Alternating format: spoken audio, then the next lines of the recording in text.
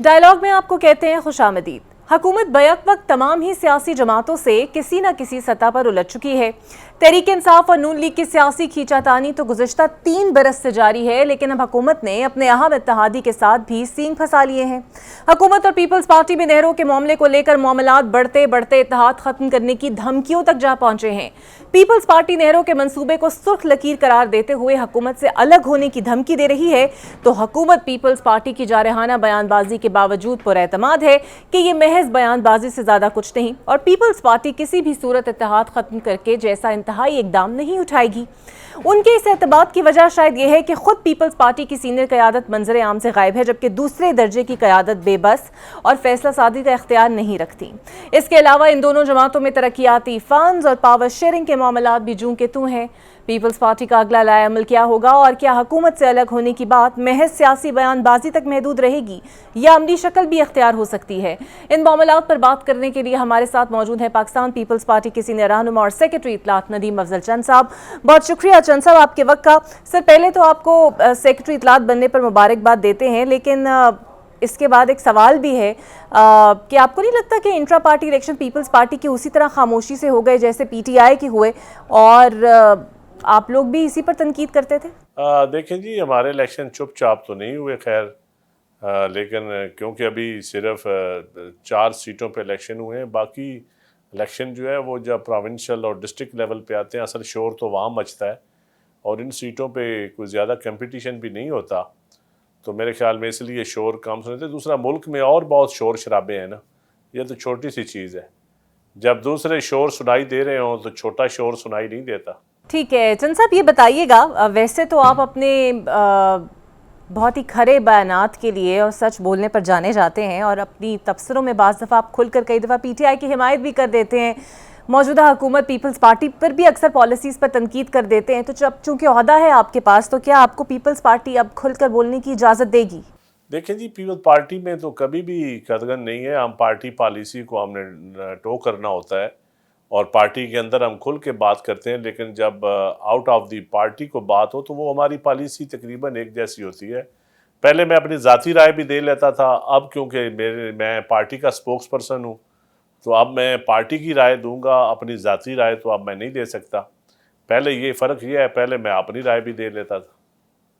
ٹھیک ہے چند صاحب، یہ بتائیے گا کہ نون لیگ کی حکومت پیپلز پارٹی کے اتحاد کے بغیر یا ساتھ کے بغیر یا سہارے کے بغیر نہیں چل سکتی، لیکن آپ کے متنازع نہروں کا معاملہ بڑھتا ہی جا رہا ہے، اور بظاہر لگ رہا ہے کہ حکومت بڑی پر اعتماد ہے، اور اس قدر اعتماد میں آخر وہ ہے کیونکہ انہیں محسوس ہی نہیں ہوتا کہ کوئی خطرہ موجود ہے؟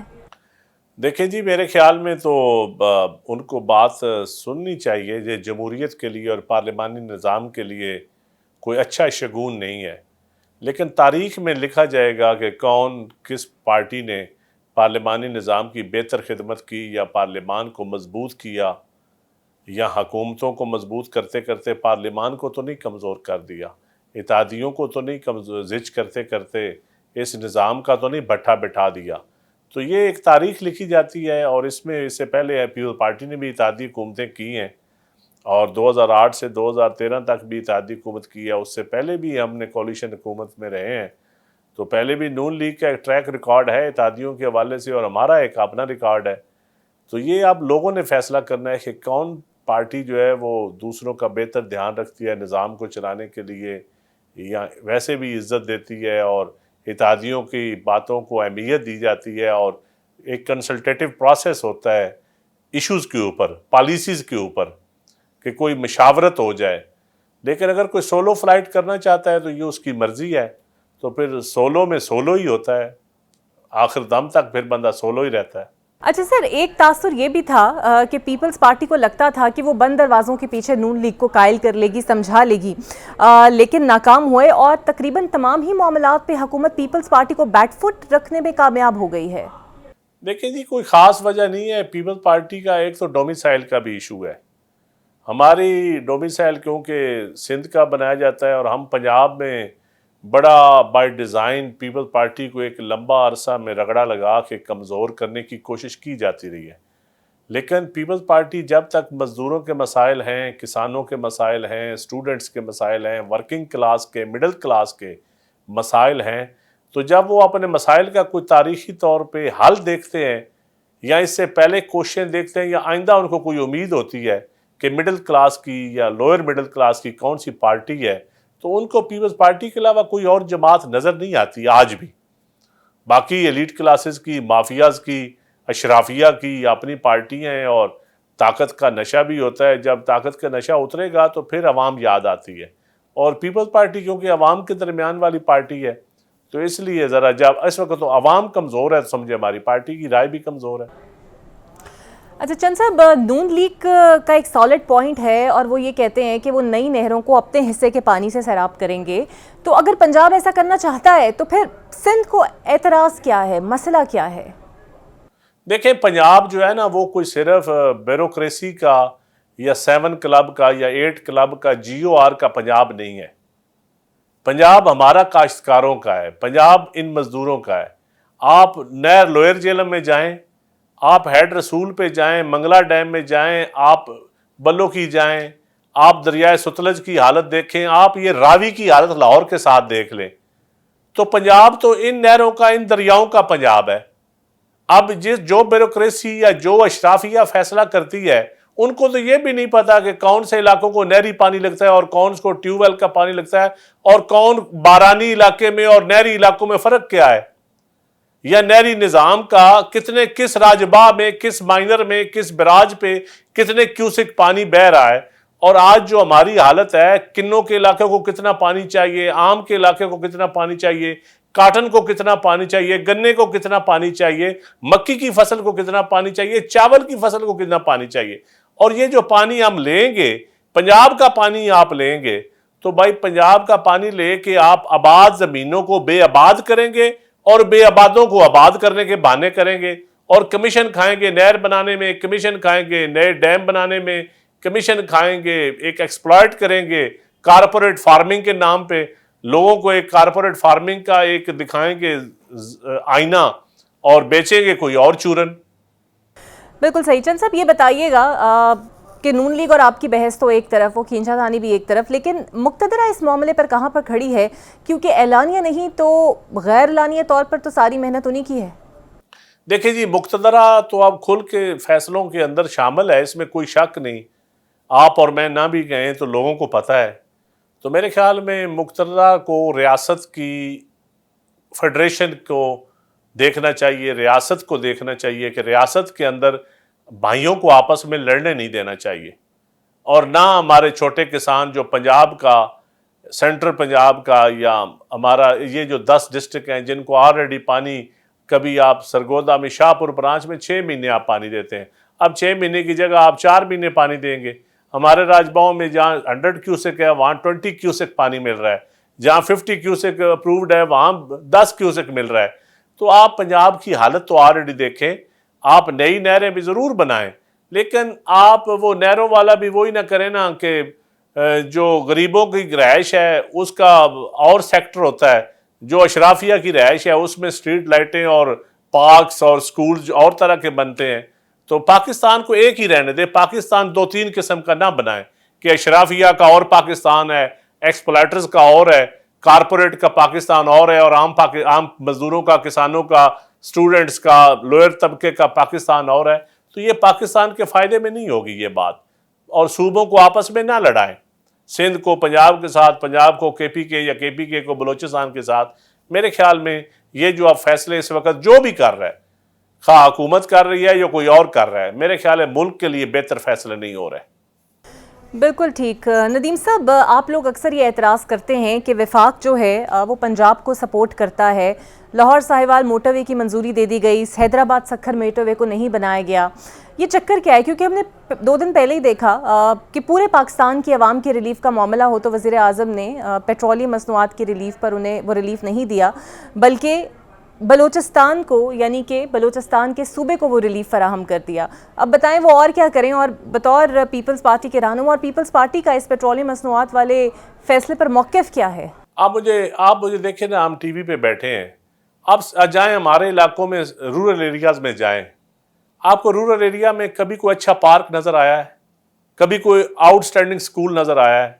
کبھی کوئی آپ کو اچھی کافی شاپ ملی ہے؟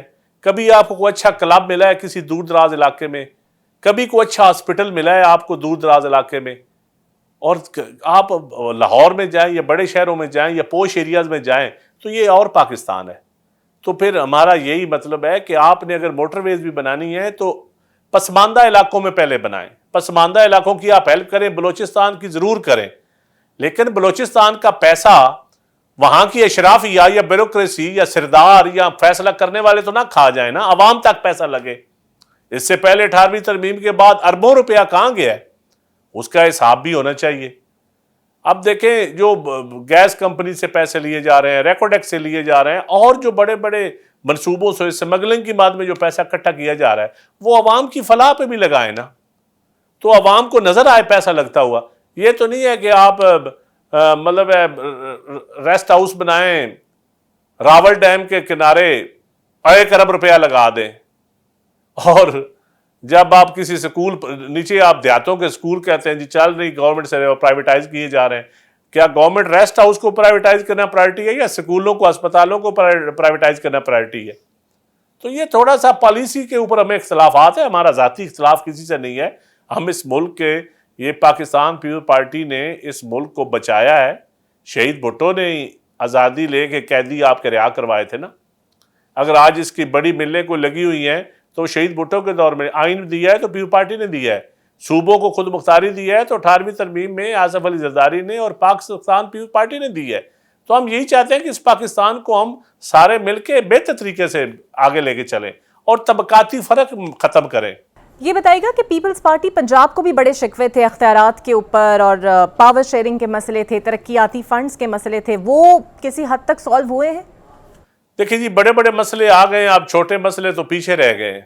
اب تو مسئلہ ہے ملک بچانے کا, ملک کو صوبوں کو آپس میں لڑانے سے بچانا ہے. مسئلہ ہے لوکل گورنمنٹ الیکشن کا کہ آپ فری اینڈ فیئر الیکشن کرائیں, ہمارے ڈپٹی کمشنر اور کمشنر نہ لوکل گورنمنٹ کے فنڈ کھا جائیں. مسائل یہ ہیں, عوام کے حقیقی نمائندوں کو ان کے اختیارات دیں, پارلیمان کو عزت دیں, مسئلہ یہ ہے پولیٹیکل کلاس کو عزت دیں, مسئلہ یہ ہے ملک میں عدل ہو, عدل, کسی کو وکٹمائز نہ کریں, مسئلہ یہ ہے. چھوٹے مسائل ہمارے, ہم ان کی کوئی بھیک نہیں مانگتے کسی سے, ہم تو ان مسائل کا حل چاہتے ہیں. صحیح. ندیم صاحب یہ بتائے گا کہ پیپلز پارٹی نے ہمیشہ مزدور اور کسان کا نعرہ لگایا ہے, لیکن اب صورتحال یہ ہے کہ کسان آج بھی گندم کی قیمت مانگ رہا ہے. پیپلز پارٹی کہاں کھڑی ہے, کیونکہ خود سندھ میں آپ لوگوں نے بھی امدادی قیمت کا اعلان نہیں کیا؟ پیپلز پارٹی, آپ کل پاک پتن میں دیکھیں پیپلز پارٹی نے احتجاج کیا ہے. پیپلز پارٹی احتجاج کری. پاکستان کی تاریخ میں 2008 سے 13 تک ایک ہی دفعہ ملک میں سرپلس گندم ہوئی ہے اور ہم نے امپورٹ نہیں کی, اور وہ پیپلز پارٹی کو صرف کریڈٹ جاتا ہے. یہ میں چیلنج کر رہا ہوں, کوئی اور مجھے دکھا دے یہ اپنا ریکارڈ.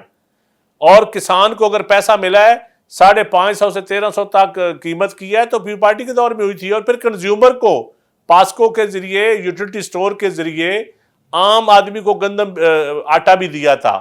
تو یہ بسپ کے بیسک سپورٹ پروگرام کہ کسان کو پیسہ مل رہا ہے تو غریب آدمی کو بھی 200 ارب دیا, تو یہ پیپلز پارٹی کرتی ہے نا. پیپلز پارٹی کو تو آپ میڈیا والے ذرا رگڑنا کم کر دیں تو کام ہماری زیادہ بہتر ہے. تو چند صاحب اب یعنی کہ سندھ جو ہے وہ بھی گندم کی امدادی قیمت کا اعلان نہیں کرے گا؟ سندھ والوں نے بین الاضلاعی بین الصوبائی پابندیاں تو نہیں لگائی نا. سندھ والوں نے یہ تو نہیں کہا کہ آپ گوٹکی سے گندم کراچی نہیں بھیج سکتے, یا گوٹکی سے آپ پنجاب نہیں بھیج سکتے, یا افغانستان کو نہیں بھیج سکتے, رشین اسٹیٹس کو آپ نہیں دے سکتے. پنجاب والے تو پولیس کے ذریعے روک لیتے ہیں ہماری گندم, ہمارے اٹک پول نہیں ہم کراس کر سکتے, دوسرے ضلع میں نہیں ہم بھیج سکتے, خریدنا تو دور کی بات ہے. بالکل صحیح. اچھا ندیم صاحب یہ بتائیے گا کہ بانی پی ٹی آئی سے ملاقاتوں میں پک اینڈ چوز ہو رہا ہے, حکومت انہی کو بھیجتی ہے جو انہیں پسند ہے. حالانکہ میاں نواز شریف جب جیل میں تھے تو ان سے ملاقاتوں کے لیے ہر کوئی جا سکتا تھا, درجنوں لوگ جاتے تھے, ہر چھوٹا بڑا ایم پی اے جاتا تھا, زرداری صاحب کے لیے ہسپتال کا پورا فلور انگیج رہتا تھا. اس پر آپ کیا کہیں گے کہ یہ کیا تضاد نہیں ہے؟ میں سمجھتا ہوں جی عدل ہونا چاہیے, بانی پیپلز پارٹی کے ساتھ بھی عدل ہونا چاہیے, اور عدل بالکل کوئی بھی ہو, خواہ کوئی منارٹی ہو, خواہ کوئی پولیٹیکل جماعت ہو, خواہ کوئی مذہبی جماعت ہو, خواہ کوئی اشرافی ہو, سب کے ساتھ عدل ہونا چاہیے. اور اگر آپ یہ سوال کریں کہ عدل ہو رہا ہے یا نہیں ہو رہا, تو میرا بڑا کلیئر جواب ہے کہ عدل نہیں ہو رہا. بالکل ٹھیک. ندیم صاحب گزشتہ ماہ بلاول بھٹو نے حکومت اور پی ٹی آئی کے درمیان بھی ثالثی کی پیشکش کی تھی, کیا یہ آفر بھی اب بھی برقرار ہے؟ دیکھیں جی پیپل پارٹی تو ڈائلاگ سے اور بات چیت سے کبھی پیچھے نہیں ہٹتی، نہ ہم دروازے بند کرنے کے عادی ہیں، نہ سیاست میں بند دروازے ہو سکتے ہیں۔ سیاست میں جو بند دروازے کرتے ہیں وہ پھر بند گلی میں چلے جاتے ہیں، جس طرح آج کل کچھ لوگ بند گلی میں چلے گئے، تو میرے خیال میں ان کو بھی بند گلی سے بھی پیپل پارٹی نکالے گی اور ڈائلاگ کے ذریعے نکال سکتی ہے۔ تو انشاءاللہ ہم حکومت سے بھی بات چیت ضرور کریں گے، ہم پارلیمان کے اندر بھی کریں گے۔ ہم یہی کہتے ہیں کہ کونسل آف کامن انٹرسٹ کی میٹنگ بلایا جائے CACCI کی، اور اس میں بیٹھ کے مسائل حل کیے جائیں۔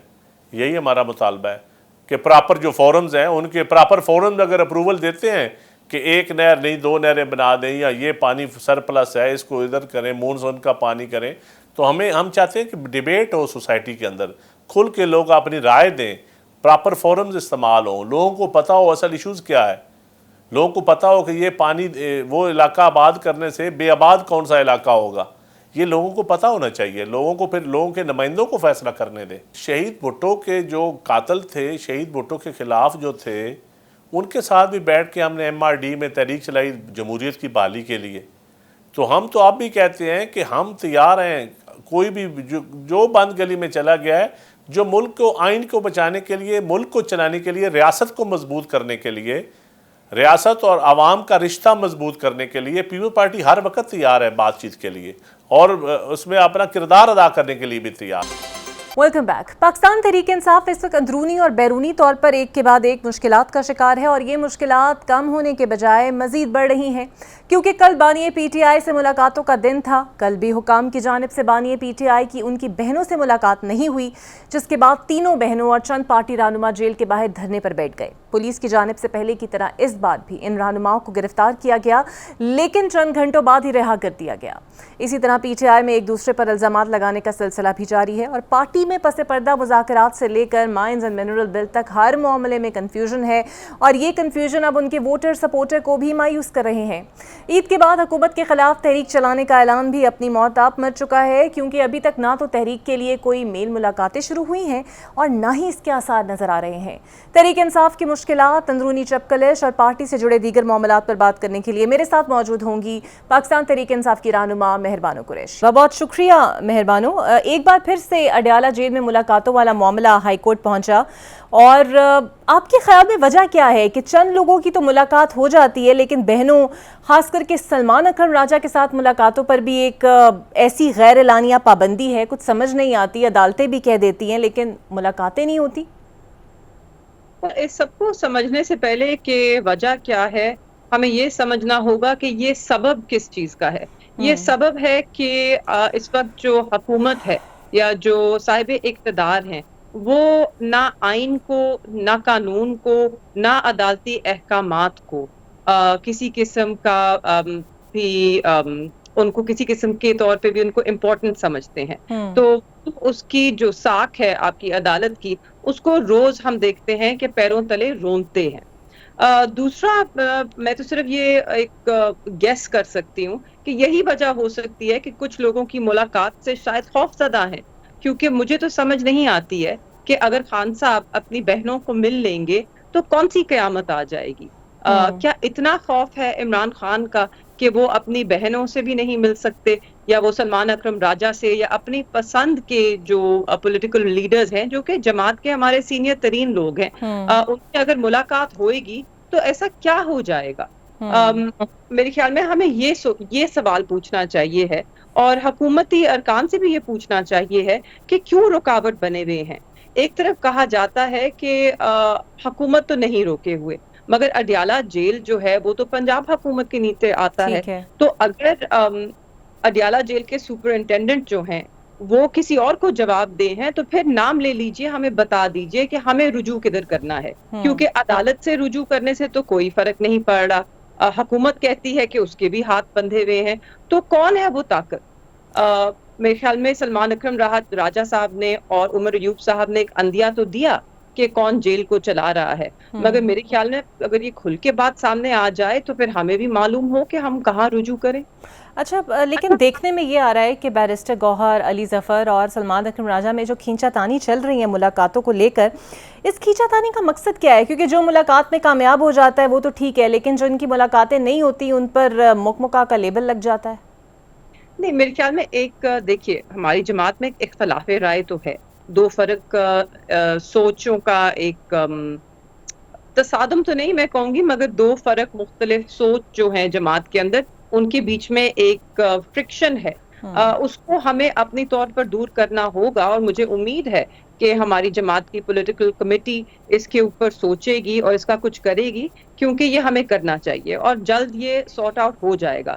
مگر جو روک تھام ہے کہ کون اندر جا رہا ہے کون باہر کھڑا رہتا ہے، اس کا سیاسی جماعت کے لیڈران سے کوئی تعلق نہیں.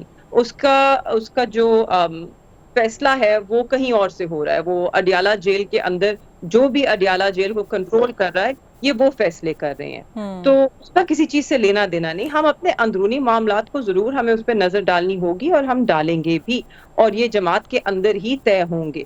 تو اس کے اوپر میں زیادہ بات نہیں کرنا چاہتی ہوں. ٹھیک ہے. اچھا مہربانو، میں چاہتی ہوں کہ اگلے سوال کو رسپونڈ کرنے سے پہلے ذرا آپ یہ کلپ سن لیں. آپ نے سنا شیر افضل مروت صاحب فرما رہے ہیں ایک تو انہیں زبردستی براجمان کرایا گیا اور پھر وہ لوگوں سے زبردستی استعفیٰ لیتے ہیں. میرے خیال میں شیر افضل مروت صاحب تو وہ خود بھی اس جماعت کا بہت پرانا حصہ نہیں ہے. وہ بھی 9 مئی کے بعد الیکشن سے پہلے اس دوران آئے. ان کو بڑی عزت ملی پی ٹی آئی میں، انہیں بڑی پذیرائی ملی، لوگوں نے انہیں بڑی محبت دی. افسوس کہ اس محبت کو جس طرح انہیں سنبھالنا چاہیے تھا وہ نہ سنبھال پائے. شاید اسی کا ان کو پچھتاوا ہے جو اس طرح کی گفتگو کرتے ہیں، کیونکہ گریز کرنا چاہیے. میرے خیال میں سلمان اکرم راجہ صاحب جماعت میں تو نئے ضرور ہوں گے، مگر پاکستان کے نامور وکیل ہیں. پاکستان بھی نہیں، دنیا بھر میں ایک نامور وکیل ہیں. ان کا بڑا قد کاٹ ہے، بڑی عزت ہے، اور ایک بڑی سمجھ ہے ان کی چیزوں کو دیکھنے کی. تو میرے خیال میں اس طرح کی وہ مروت صاحب شاید جماعت کا حصہ بھی نہیں ہے، تو ہی از فری ٹو سے ایز ہی پلیزز.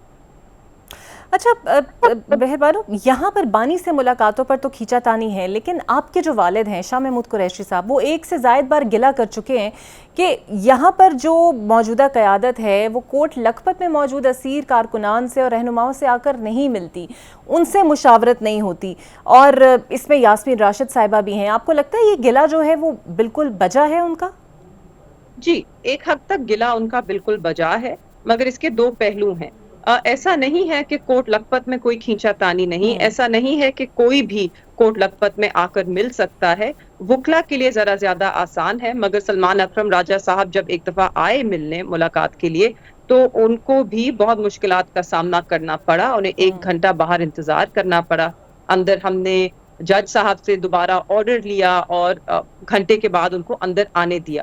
تو جو باقی ہمارے جماعت کے سینئر لیڈرز ہیں، میرے خیال میں ان کو اس سے بھی زیادہ مشکلات ہوں گی، مگر ضرور عدالتوں کا رخ کیا جا سکتا ہے، عدالتی احکامات لیے جا سکتے ہیں، اور اس کے تحت وہ آ کر مل سکتے ہیں، اور میری نظر میں ملنا چاہیے ہے. کوٹ لکھپت میں صرف میرے والد نہیں ہیں، 4 اور پنجاب کے سینئر ترین سیاستدان ہیں پی ٹی آئی کے. میرے خیال میں ان سے مشاورت یا صرف اس لیے کہ ان تک رسائی ہو اور ان کی رسائی خان صاحب تک ہو، ان کے بیچ کوئی پیغامات کا ایک سلسلہ ہو، اس لیے بھی ان کو شاید ملنا چاہیے ہے. ان کی ایک ایکسپیرینس ہے، ایک سیاست کو دیکھنے کا نظریہ ہے، ایک موبلائزیشن کا، کیونکہ یہ وہی لوگ ہیں جو خان صاحب کے قریب رہ چکے ہیں کہ جب ہم نے دھرنے دیے، جب ہم نے ایک میس موومنٹ، چاہے وہ ڈرون اٹیکس کے خلاف ہو، چاہے وہ ووٹ چوری کے خلاف ہو، چاہے وہ پختہ جمہوریت کے لیے ہو، تو یہ وہی لوگ ہیں جو ان سب تحریکوں کا حصہ بنتے رہے. بالکل تو ٹھیک ہے. بالکل مشاورت کرنی چاہیے. تو مذاکرات کو لے کر آپ کی پارٹی میں بڑی حد تک کنفیوژن ہے. علی امین کہتے ہیں کہ بانی پی ٹی آئی ملک کی خاطر مذاکرات کرنے کو تیار ہیں. بانی کے ٹویٹر اکاؤنٹ پر پوسٹ جاری ہوتی ہے کہ آئین و قانون کے مطابق ہو، لیکن ساتھ میں یہ بھی لکھا ہوا ہے کہ مذاکرات کا اختیار انہوں نے کسی کو نہیں دیا. تو بات کرنی چاہیے، نہیں کرنی چاہیے، بات ہو رہی ہے، نہیں ہو رہی کیا، اور آئین اور قانون سے متعلق ہم کیا مطلب لیں؟ اس کو 2 حصوں میں لے لیتے ہیں. پہلے تو کلیئرلی آپ نے کل جو مناظر دیکھے، جس طرح leader of the opposition national assembly Umar Ayub صاحب، leader of the opposition Punjab assembly Ahmad Bachar Khan صاحب، ایس آئی سی کے سربراہ حامد رضا صاحب، جیسے ان سب کو کل گرفتار کیا گیا. جس طرح خان صاحب کی بہنوں کو کل وہاں سے، کیونکہ وارنٹ نہیں تھا تو گرفتاری نہیں کہوں گی، اغوا کیا گیا اور وہاں سے موو کیا گیا. تو ہم یہ تو اتنا تاثر تو طے ہو گیا کہ کوئی مذاکرات نہیں ہو رہے, کہیں کوئی بات چیت نہیں ہو رہی. وہیں تو ایسا نہ کیا جاتا, عدالتی احکامات کو یوں پیروں تلے نہ روندا جاتا. اب دوسری آ گئی بات کہ کیا ہونے چاہیے یا نہیں ہونے چاہیے ہیں, کیا خان صاحب نے کہا ہے. میرے خیال میں خان صاحب کا اپنا بیان جو ہے اس کو ہمیں سب سے سنجیدہ لینا چاہیے, اور اس میں انہوں نے واضح کیا کہ اگر تو ہم جو بات, میرے خیال میں ہمارے جو اپوزیشن الائنس کے جو اتحادی ہیں وہ بھی یہی کہتے ہیں کہ اگر آئین اور قانون کے دائرے میں رہتے ہوئے اس کی بات کرنی ہے کہ آئین اور قانون کا دائرہ کیا ہے, سب کے کیا اس کے اندر ذمہ داریاں ہیں, اس پہ بات ضرور ہو سکتی ہے. جمہوریت کو کس طرح مضبوط کرنا ہے اس پہ ضرور بات ہو سکتی ہے. ملک کو مشکل تر حالات سے باہر کس طرح لیکن کس سے ہوگی؟ آپ لوگ سیاسی لوگوں سے تو آئین اور قانون کے مطابق بات کرنا نہیں چاہتے, اور جہاں کرنا چاہتے ہیں وہاں سے نو انٹرسٹڈ کا جواب آ جاتا ہے. نہیں, میرے خیال میں جو اس وقت حکومت ہے, اگر تو حکومت بااختیار ہوتی تو ضرور حکومت سے اس طرح کی گفتگو ہوتی, مگر اس حکومت سے جمہوریت کی مضبوطی پہ کیا بات ہو جو روز الیکشنز چوری کرتے ہیں, جو خود ایک چوری شدہ مینڈیٹ پہ, ایک فریب پہ مبنی حکومت بنائے بیٹھے ہیں. لیکن آئین اور قانون کے تحت تو وہی لوگ ہیں نا پھر سٹیک ہولڈر جن سے آپ کو بات کرنی چاہیے. جی, مگر ان سے کیا جمہوریت پہ بات کرے جب ان کی سوچ جمہوری نہیں ہے. تو دیکھیے, اس لیے میں آپ کو بتانا چاہ رہی ہوں کہ کوئی مذاکرات نہیں ہو رہے ہیں. اگر آپ دہشت گردی پہ بات کرنا چاہتے ہیں تو آئیے بانی سے بات کیجئے. انہوں نے ایک بہت بڑا اس پہ ڈھونگ رچایا اور شور مچایا کہ پاکستان تحریک انصاف جو ہے وہ سنجیدہ نہیں اور وہ ان کیمرہ سیشن میں بریفنگ کے لیے نہیں آئی. مگر اگر یہ واقعی سنجیدہ ہوتے, ہم نے صرف ایک ڈیمانڈ کی تھی کہ ہمیں پہلے خان صاحب سے ملاقات کرنے دی جائے, کیونکہ ان کے نام پہ ہم نے ووٹ لیا ہے, انہی کا نظریہ ہے کہ جسے لے کر ہم آئے ہیں میدان میں. اگر تو یہ واقعی چاہتے تھے کہ سب اس کا حصہ بنے تو وہ اجازت دے دیتے, کوئی ایسی نامعقول بات نہیں کی تھی. اچھا مہربانو, ایک آخری سوال, یہ زین قریشی صاحب کہاں غائب ہیں؟ جب سے 26 سے ترمیم کا معاملہ ہوا ہے وہ منظر عام پر نظر نہیں آتے. جی, زین جو ہے وہ روپوش ہیں, وہ نہیں ہیں اور وہ سامنے نہیں آئیں گے کیونکہ پارٹی کے بھی کچھ معاملات ہیں, پارٹی نے اس پہ فیصلہ کرنا ہے. میرے خیال میں انٹرنلی اس کے اوپر فیصلہ ہو چکا ہے, وہ پبلک ہونا ہے, اور اس کے بعد باقی بھی کچھ معاملات ہیں. میرے خیال میں یہ کوئی انوکھی بات تو نہیں ہے کہ ہماری جماعت کے بہت سے لوگ آج بھی روپوش ہیں. بالکل ٹھیک ہے, بہت شکریہ آپ کا مہربانوں. پاکستان تحریک انصاف کی سینئر رہنما میرے ساتھ موجود تھیں. دیکھتے ہیں آگے کیا ہوتا ہے, یہ آئین و قانون کے تحت مذاکرات ہوتے ہیں یا نہیں ہوتے. ایک بریک لیتے ہیں, بریک کے بعد آپ سے ملتے ہیں.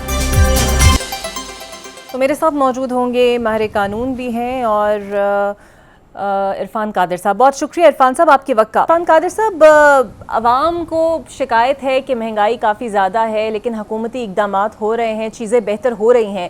آپ کو لگتا ہے مائکرو لیول تک بھی یہ اثرات پہنچنے چاہیے؟ دیکھیں, یہ آپ کا ایک اقتصادی ایشو ہے. اقتصادی پالیسی جو ہے اس کا میرے ساتھ ڈائریکٹ تعلق تو نہیں ہے لیکن پھر بھی ایک تعلق بنتا ہے. اور میں آج کل چونکہ پاکستان کے جتنے بھی محتسب ہیں ان کے خلاف ساری اپیلز جو ہیں وہ میرے پاس آتی ہیں اور وہ میں اس کے فیصلے کرتا ہوں, میں ڈیسائیڈ کرتا ہوں. تو اس میں ہماری کوشش ہے کہ لوگوں کو جو بھی مشکلیں آتی ہیں ٹیکسیشن کی وجہ سے یا حکومتی پالیسی کی وجہ سے, تو ان کی جتنی بھی داد رسی ہم کرنے کی کوشش کرتے ہیں. اور اس میں خاص طور پہ جو بزنس مین ہیں, جو بڑے بڑے کارپوریشنز ہیں, ان تمام کے جو بھی گریونسز ہوتے ہیں بینکس کے خلاف, ٹیکسیشن کے خلاف, بجلی کے معاملات میں, اور جو بھی معاملات ان کو سابقہ پڑتا ہے حکومت پاکستان سے, خاص طور پہ کسٹمز کے معاملات, تو وہ سارے جو ہیں وہ ہمارے پاس آتے ہیں اور ہم اس میں لوگوں کی کافی دادرسی کرتے ہیں. اور اس سے میں سمجھتا ہوں کہ یہ جو ہمارا بزنس سیکٹر ہے اس کا کانفیڈنس ہماری کوشش ہوتی ہے کہ اس کو بحال کریں. اور ڈیفینیٹلی جس طرح ہم اس کا کانفیڈنس بحال کرنے کی کوشش کر رہے ہیں, مجھے یقین ہے کہ اس سے پاکستان معاشی طور پہ بھی مستحکم ہوگا. بالکل صحیح. اور آپ کو لگتا ہے سر کہ ایک ٹائم کے اوپر ہم بہت زیادہ یہ بات کرتے رہے ہیں کہ جوڈیشل کیسز جو ہیں وہ بہت زیادہ بیک لاگ پہ ہیں اور اس کے لیے مزید ججز کی تعیناتی ہونی چاہیے, تو جو ہمارا سسٹم اس وقت چل رہا ہے اس پر آپ کی کیا رائے ہے؟ یہ بات ٹھیک ہے کہ اس وقت بہت زیادہ کیسز جو ہیں زیر التوا ہیں ہماری عدالتوں میں, اور ان کی تعداد اب اس وقت لاکھوں میں ہے. اور اسی وجہ سے یہ جو ادارہ ہے جس میں کہ اب میں تمام اپیلیں سنتا ہوں تمام محتسبان کی، یہ ادارے محتسب کے ادارے بنائے اسی لیے گئے تھے کہ عدالتیں آج سے کوئی تقریباً 40 سال پہلے بھی چوک ہو گئی تھیں اور ان سے فیصلے جو تھے وہ تیزی سے نہیں ہو رہے تھے، اور آج تو اور بھی معاملہ سلو ہو گیا ہے۔ تو اس لیے یہ ایک بہت بڑی جورسڈکشن ہے جس کا تعلق اب مجھ سے ہے، اور اس میں صرف وفاقی محتسب کا اگر میں ذکر کروں تو وفاقی محتسب صاحب جو ہیں پاکستان کے، وہ تقریباً 2.25 سے 2.5 لاکھ کیسز ایک سال میں ڈیسائیڈ کرتے ہیں۔ آپ سوچیں کہ اگر یہ وفاقی محتسب ڈیسائیڈ نہ کریں یہ کیسز اور پھر ان کی اپیلز جو ہیں ہمارے پاس نہ آئیں اور ہم بھی نہ ڈیسائیڈ کریں، تو پھر عدالتوں پہ جو بیک لاگ ہوگا وہ تو پھر بہت زیادہ، جو آلریڈی جو عدالتیں ایک کیسوں کے دریا میں ڈوبی ہوئی ہیں، پھر وہ انہی کیسز کے سمندر میں ڈوب جائیں گی۔ تو اس لیے میں سمجھتا ہوں کہ یہ بہت اہم ادارہ ہے محتسب کا، اور یہ اسی لیے بنایا گیا تاکہ عدالتوں پہ جو حد سے زیادہ بوجھ پڑ گیا ہوا ہے اس بوجھ کو کم کیا جائے، اور کافی حد تک محتسب کے ادارے نے یہ بوجھ کم کیا ہوا ہے عدالتوں پہ۔ ہاں، اگر عدالتوں میں سے کچھ ججز جو ہیں وہ محتسب کے دائرہ اختیار میں اندر آنے کی کوشش کر رہے ہیں تو اس کی میں سمجھتا ہوں ہمیں مذمت کرنی چاہیے، کیونکہ قانون میں لکھا ہوا ہے کہ جو معاملے بھی وفاقی حکومت میں یا صوبائی حکومتوں کے محتسبان کے پاس آتے ہیں اس میں کوئی پاکستان کی کسی عدالت کو بشمول سپریم کورٹ، ہائی کورٹ، ان کو کوئی اختیار نہیں ہے کہ اس میں آئے۔ تو ان کو چاہیے کہ یہ ان معاملات میں نہ صرف کہ انٹرفیئر نہ کریں بلکہ ان اداروں کو ایسے دیکھیں جو کہ کافی حد تک سپریم کورٹ اور ہائی کورٹ میں جو بہت بیک لاگ ہے اس کی کمی میں یہ کوشاں ہیں ادارے، اور اس کا فائدہ بھی سپریم کورٹ اور ہائی کورٹ کی انسٹیٹیوشن کو ہوگا۔ اور ان کو کچھ ججز جو ان کو ویو کرتے ہیں ایز اف کہ ہم کوئی ان کے ایڈورسری ہیں، ہرگز ایڈورسری نہیں ہے، ہم تمام جو ہیں وہ ملک کا جو پہیہ ہے انصاف کا اس کو لے کے آگے چل رہے ہیں، اور ہمیں چاہیے کہ شانہ بشانہ مل کے لوگوں کو انصاف فراہم کریں، جو کہ محتسب کا ادارہ بھی کر رہا ہے، جو کہ میں بحیثیت ایپلیٹ اتھارٹی پاکستان کے تمام محتسبان کے میری بھی کوشش ہوتی ہے کہ ہم لوگوں کی دادرسی کریں۔ بالکل صحیح sir, if you want to comment on it کہ 2 برس ہو گئے لیکن 9 مئی والے مقدمات کا بھی فیصلہ نہیں ہوا، حکومت کی جانب سے چالان بھی جمع نہیں کرائے گئے، آپ کو لگتا ہے اس پر بھی اب کوئی کارروائی جلد ہونی چاہیے؟ دیکھیں، یہ جو کیس ہے یہ پھر ہماری عدالتوں سے متعلق ہے، اور میں چونکہ ایک پیرلل نظام کا حصہ ہوں تو اچھا نہیں لگتا کہ میں اس پہ عدالتوں پہ کسی قسم کی بھی کوئی تنقید کروں۔ جتنے بھی معاملات ہیں، چاہے وہ نہروں کے معاملات ہیں یا اور ہیں جن میں صوبوں کے معاملات بھی ہیں، NFC کے معاملات بھی ہیں، اس کا اجلاس بلا لینا چاہیے اور یہ بہتر ہونا چاہیے؟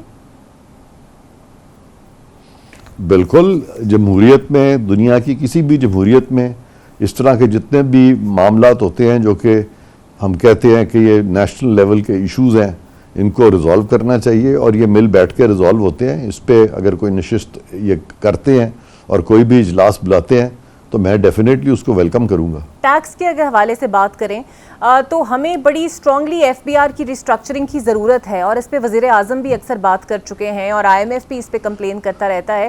تو جو آپ کے پاس شکایات آتی ہیں اوبویسلی تاجر کمیونٹی کی طرف سے یا کہیں سے بھی، سو اس پر کوئی احکامات ہوئے ہیں جاری یا پھر سوچا گیا ہے کہ FBR کی ریسٹرکچرنگ کیسے ہو؟